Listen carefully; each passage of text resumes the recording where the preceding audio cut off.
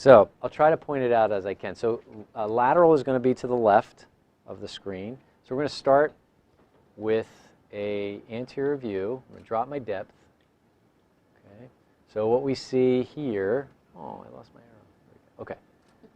And then, wow, that's cool. I think it's set. Okay, got it. All right. So as we were discussing, most of this is brachialis, okay? If we come over here, oh, sorry, this is biceps. I'm up pretty proximal at this point. So I'm coming down distally. This is going to be biceps tendon right here in short axis, okay? This is brachialis tendon. Here's brachioartery. I'm going to bring up my depth a little bit. Oh, man, now I lost my arrow. It's okay. I'll work with it. All right. So here I'm putting the X on the median nerve. Can you guys see that? It's right there. I put the X on it. That's the median nerve. And it's diving below the pronator right through there. I'm staying on it right in that area. So that honeycomb fascicular thing is your median nerve sitting medial to your brachioartery. Biceps tendon is right there. I'm going to come back to that in a second. I'm going to go down distally. Remember my little anecdote of here's hyaline cartilage. So I'm sitting in the elbow joint looking for any type of fluid or issues that might arise. You could look for probably a chondral defect if you're suspicious. Osteoarthritis would show up in this area. So laterally out here is the capitellum, trochlea on the ulnar side. All right.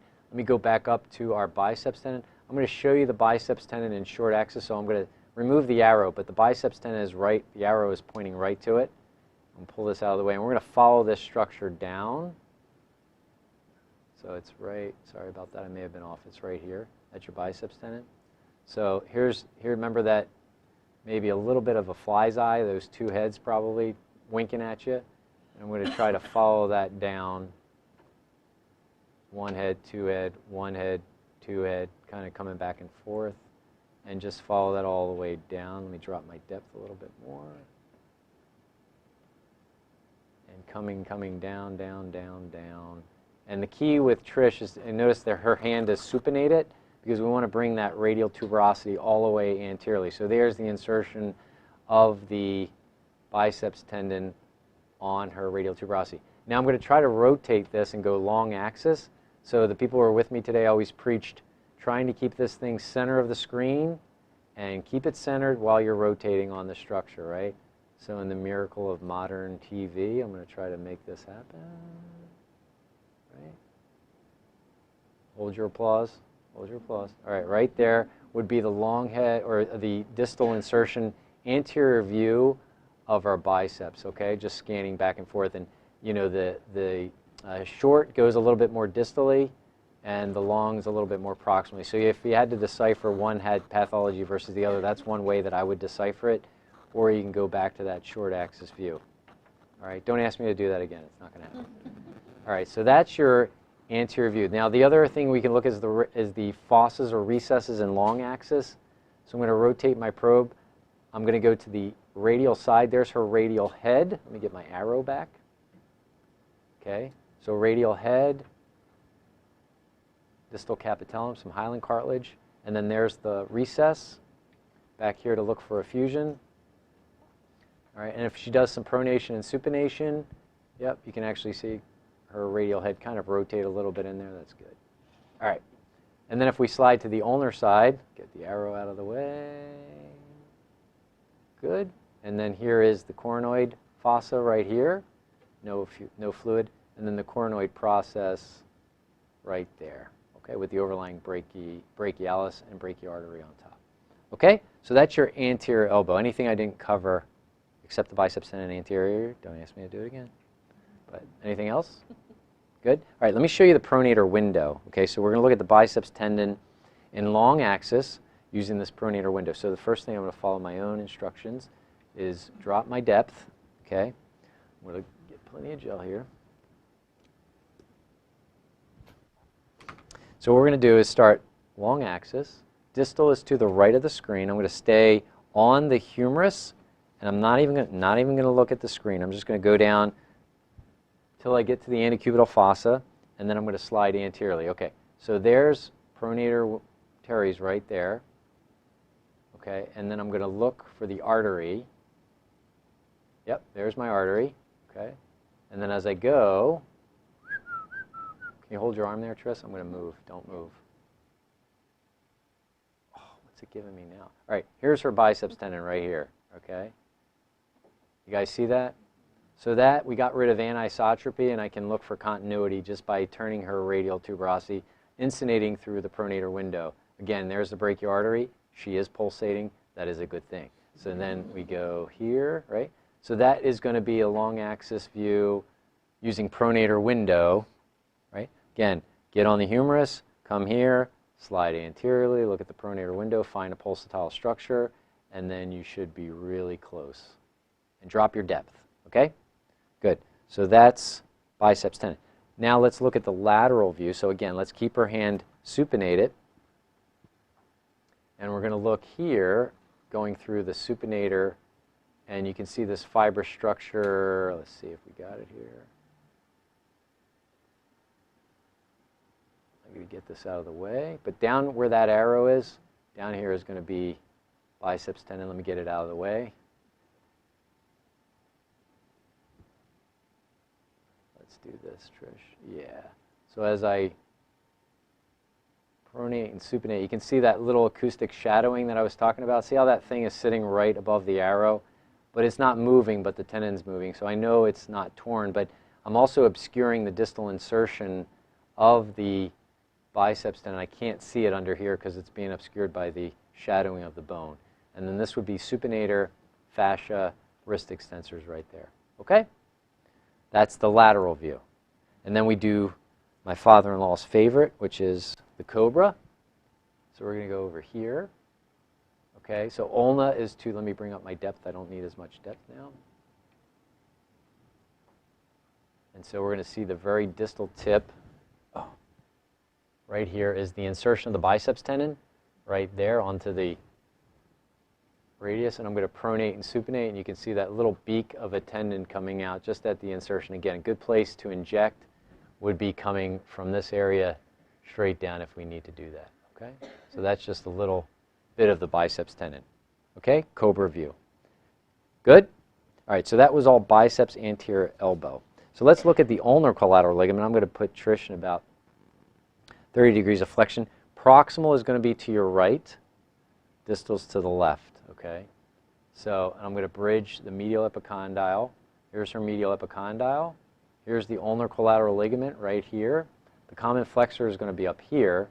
And then this is the joint space right there with the sublime tubercle right where the arrow is. I'm going to move this out. And then a nice thing with this is you can use gravity. I'm giving her a little bit of stress just to see if that thing's opening. But just based upon the appearance of how tight and hyperechoic that ulnar collateral ligament looks, it looks pretty normal to me. And certainly no gapping to the humeral ulnar joint. Okay? And then if I just rotate my probe up a little bit anteriorly, you can see the confluence of the common flexor origin right up here. So here's common flexor origin right there. And then we can rotate the probe. See how smooth that bone is? All these fibers are nice and compact. If I rotate the probe 90 degrees, see if we can do that. Good. Here's going to be the common flexor origin. I can follow that all the way up. Keep the arrow out of the way. Let's bring up our depth.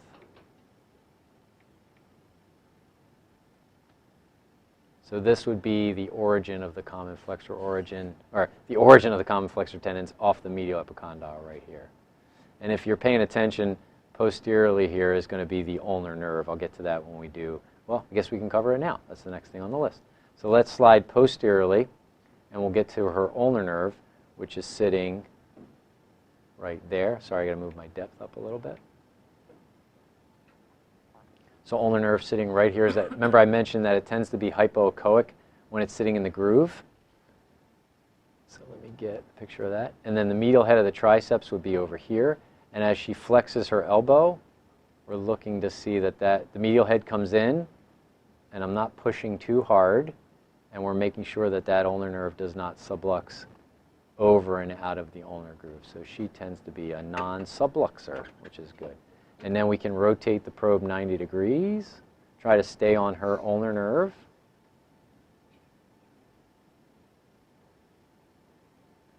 And that would be about what people tend to call nerves looking like they're railroad-like in long axis.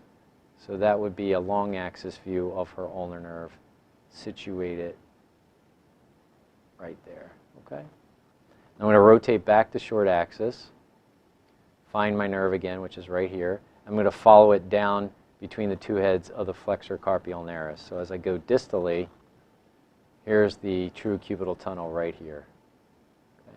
And the ulnar nerve sitting underneath of that. So that's another compression point for the ulnar nerve. All right, so we covered ulnar nerve and the ulnar groove. I'm just going above where the medial head of the triceps is, arcata struthers up there, and then down ulnar groove, down into the cubital tunnel between the two heads of the flexor carpi ulnaris. Good?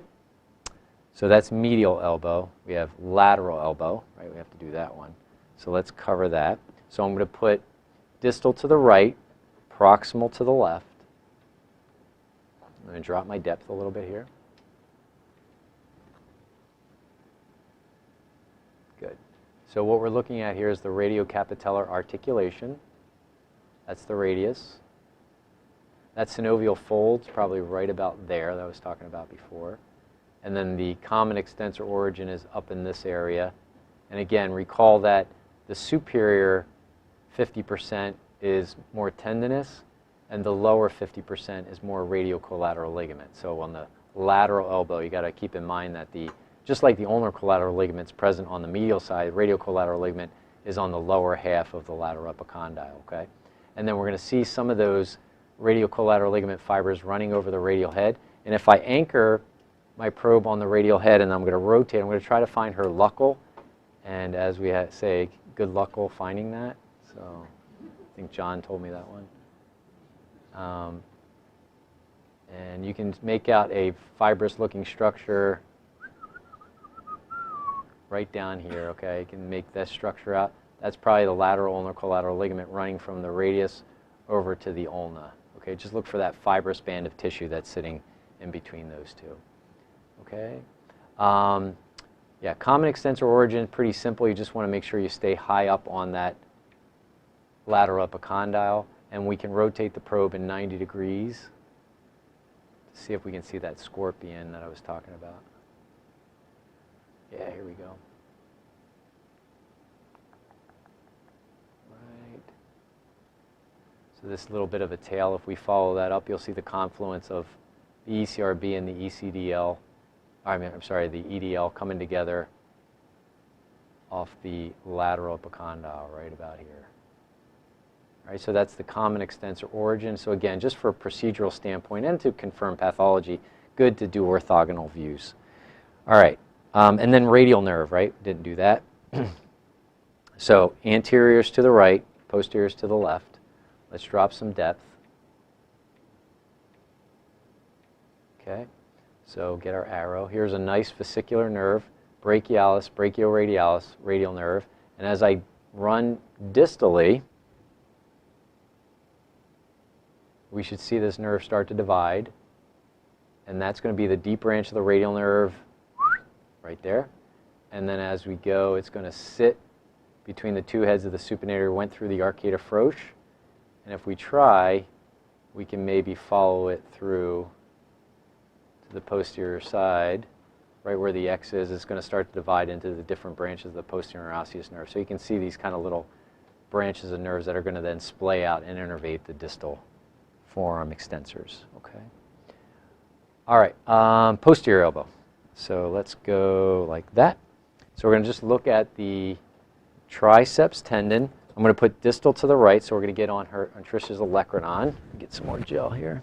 You okay?